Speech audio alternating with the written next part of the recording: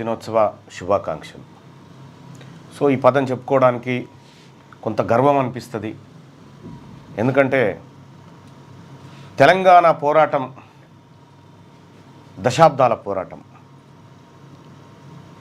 ఎంతోమంది బుద్ధిజీవుల స్వచ్ఛమైన ఆలోచన నుంచి పుట్టినటువంటి ఈ ప్రత్యేక రాష్ట్ర ఉద్యమం అనేక వీరుల త్యాగాలతోటి, రక్త తర్పణాలతోటి, ఆందోళనతోటి, విధ్వంసాలతోటి చివరికి ఎంతోమంది ప్రత్యేక రాష్ట్రం ఏర్పడింది. ఏర్పడినటువంటి ప్రత్యేక రాష్ట్రంలో అనేకమైనటువంటి అపోహల మధ్య అసలు తెలంగాణ వాళ్ళకు పరిపాలనే రాదు, పరిపాలన చేత కాదు, అసలు వాళ్ళకి ఎట్లుంటుందో తెలియదు, మేమే పరిపాలన నేర్పియాలి అనేటువంటి రీతిలో గతంలో అవమానకరంగా ఈ ప్రాంతాన్ని వెకిలిగా మాట్లాడారు.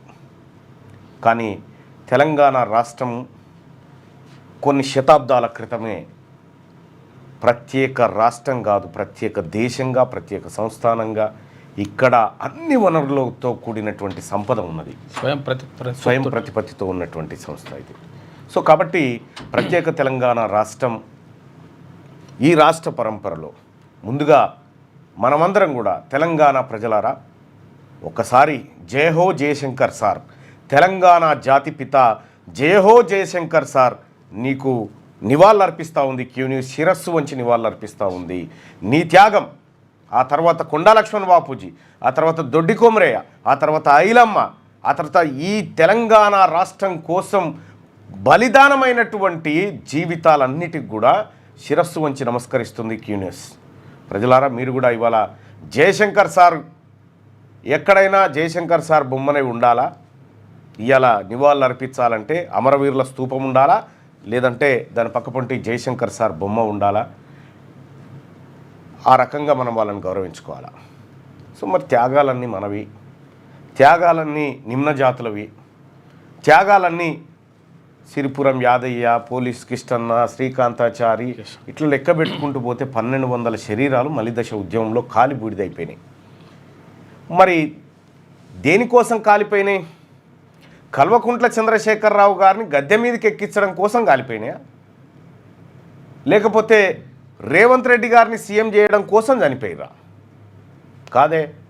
ఒకవేళ వీళ్ళ కోసమే అయితే ఆ రోజు వాళ్ళు చావకపోతుండే. అసలే ఈ వచ్చిన తెలంగాణ రాష్ట్రం, వచ్చే తెలంగాణ రాష్ట్రం ఈ బడుగు బలహీన వర్గాలకు సంబంధించి, ఈ వెనుకబడిన తరగతులకు సంబంధించి, ఈ ఎస్సీ ఎస్టీ మైనారిటీ బీసీలకు సంబంధించి వాళ్ళ బతుకులు మారుతాయని తెచ్చుకున్నాం. కానీ ఈ 11 సంవత్సరాల పసి వయసున్న తెలంగాణను 8 లక్షల కోట్ల అప్పు నెత్తి మీద పెట్టి కోలుకోలేని దెబ్బగొట్టిరి పాలకులు. ఎస్, 100% ఈ అప్పర్ క్యాస్ట్కి సంబంధించినటువంటి వాళ్ళు ఈ మెజారిటీ ప్రజలపైన లక్షల కోట్ల రూపాయల అప్పు పెట్టి ఇవాళ వాళ్ళ దివాన్లలో కూర్చొని నవ్వుతూ ఉన్నారు. తెలంగాణ రాష్ట్రం ధనిక రాష్ట్రమై పుట్టినటువంటి రాష్ట్రం. ఒక ఊర్లో బాగా బతికినోళ్ళు చెడిపోతే ఎట్లుంటుంది? తెలంగాణ రాష్ట్రం పరిస్థితి గాడికి తెచ్చిరు వీళ్ళందరూ కలిసి. వీళ్ళు కరగనాకడానికే తెలంగాణ రాష్ట్రం వచ్చింది, ఈ పెద్ద కులపోలు కరగనాకడానికి వచ్చింది. అట్లే కనిపిస్తూ ఉంది. ఇప్పుడు ఇప్పటికైనా మన ప్రభుత్వాల కోసం, మన పిల్లల కోసం, మన జాతుల కోసం మన ప్రభుత్వాలను ఏర్పాటు చేసుకోవాలి. ఇక చాలు. బీసీల గురించి కవితనే కన్నీళ్లు గారుస్తూ ఉంటుంది, ఎస్సీ ఎస్టీల గురించి వాళ్ళే కన్నీళ్లు గారుస్తూ ఉంటారు. కనీసం కన్నీళ్లు గారుస్తేందుకు కూడా మనకు అవకాశం లేదే. మా కన్నీళ్లు మేము కూడా మన కన్నీళ్లు మనం గారడం కూడా అవకాశం లేదు. అందరికీ వాళ్ళే ప్రతినిధులు. ఏ నహి చెలేగా, ఇది నడవదు. ఈ తెలంగాణ బీసీల తెలంగాణ. ఇది 160% ఉన్నటువంటి మెజారిటీ ప్రజలైనటువంటి బీసీల తెలంగాణ కావాలి. Schedule caste, schedule tribes, minority పేద వర్గాలను పైకి తీసుకొచ్చే తెలంగాణ కావాలి. మీ బొక్కసాలు నింపుకోవడానికి కాదు. ఆయన కాళేశ్వరం బట్టి దూపకు దాగిపోయిండు. ఇక దాని చుట్టూ వార్తాపత్రికలు వార్తలు వేయడం, ఎన్నడన్నా ఎందుకోసం వచ్చిందా ఈ తెలంగాణ అని ఒక్క పత్రిక హెడ్లైన్ పెట్టి రాసిందా? ఎవరి త్యాగంతో వచ్చింది ఈ తెలంగాణ? ఇవాళ చాలా విచిత్రమైనటువంటి విషయం, తెలంగాణ రాష్ట్రం ఏదో వీళ్ళు సాధించినట్టుగా వీళ్ళు జెండాలు ఎగరేసుకొని తిరుగుతూ ఉన్నారు.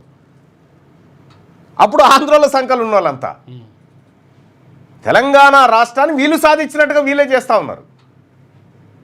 మన కళ్ళ ముంగట జరిగిన ఉద్యమం, మన కళ్ళ ముంగట చనిపోయిన పిల్లలు, మన కళ్ళ ముంగట జరిగిన ఆశయ సాధన ఇలా ఏం జరుగుతుందో అర్థం చేసుకోండి. 2028లో జయశంకర్ సార్ కలలను నిజం చేస్తూ బీసీ ప్రభుత్వం ఎస్సీ ఎస్టీ మైనారిటీల సంక్షేమాన్ని కోరుతూ పతాకావిష్కరణ చేయాలి, చేసి తీరుతుంది కూడా. ఇది మా బీసీల లక్ష్యం. పిడికేడు ఓట్లు లేని వాళ్ళు మీకు ఇది చేస్తాం, మీకు అది చేస్తాం, మీరేంది చేసేది లొట్టపీసు. ఇది మా తెలంగాణ, మా రక్తం ఏరులై పారితే వచ్చినటువంటి తెలంగాణ. కాబట్టి ఇక చాలు మీ పరిపాలనలు. ఈ ఏడాది 2 ఏళ్ళు మీకు ఏదో ఇచ్చినాం కదా, అది దలగబెట్టుకోండి ఈసారి చాలు.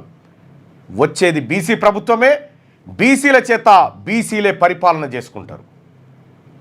జై తెలంగాణ. మీ పిల్లలు ఐఐటి ఎంసెట్ లాంటి కాంపిటేటివ్ ఎగ్జామ్స్కి ప్రిపేర్ అవుతున్నారా? జాబ్స్ కోసం చేసే ప్రయత్నంలో విఫలమవుతున్నారా? ఇంగ్లీష్పై పట్టు సాధించలేక పోటీ ప్రపంచంలో వెనుకబడుతున్నారా?